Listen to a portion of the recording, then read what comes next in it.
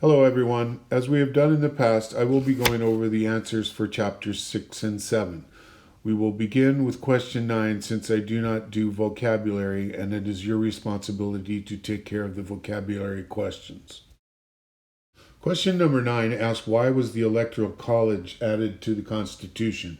And there are basically two answers to this. It was to establish the current Electoral College and prevent the possibility of a vice presidential candidate from becoming president. Question number 10 asks, who are the cabinet departments known as the inner cabinet? And those are comprised of the Department of State, Department of Treasury, Department of Defense, Department of Justice, and Homeland Security.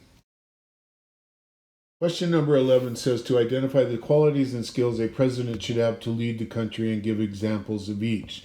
This was covered in the discussion board, and if you answered on the discussion board, you will be given credit for this answer. Question number 12 is, how is the number of electors determined in the Electoral College?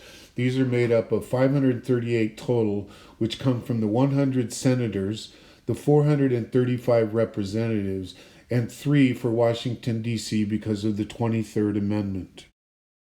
Question number 13 asks, when and where does the president-elect take the oath of office?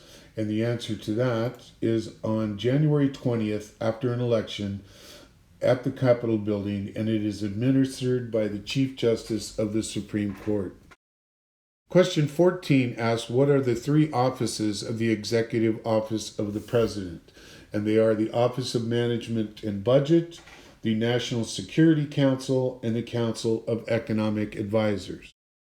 Question 15 asks why presidents would prefer executive agreements over treaties. Basically, they prefer the executive agreements over treaties because they do not need Senate approval. Treaties, on the other hand, must have Senate approval and can last for years and even decades. Question 16 asked, what is the Spoils System, Pendleton Act, and Civil Service Commission? The Spoils System was introduced by Andrew Jackson and provided individuals with government jobs as a reward for political loyalty. The Pendleton Act ended the Spoils System and created the Civil Service Commission.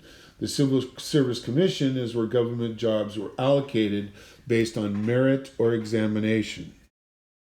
Question 17 asks the qualifications to become president. You must be at least 35 years old, you must be a natural-born citizen, and you must have lived continuously in the United States for the past 14 years. Question 18 was also indirectly covered in the discussion board questions, so you are given credit for this question whether or not you answered it or not. That should bring to an end the questions for Chapter 6 and 7. They will be due on Friday the 27th, and your essay on the Electoral College is also due at that time. There will be no formal test, so your essay on the Electoral College will become the critical thinking question and only question for the test. If you have any questions, please contact me.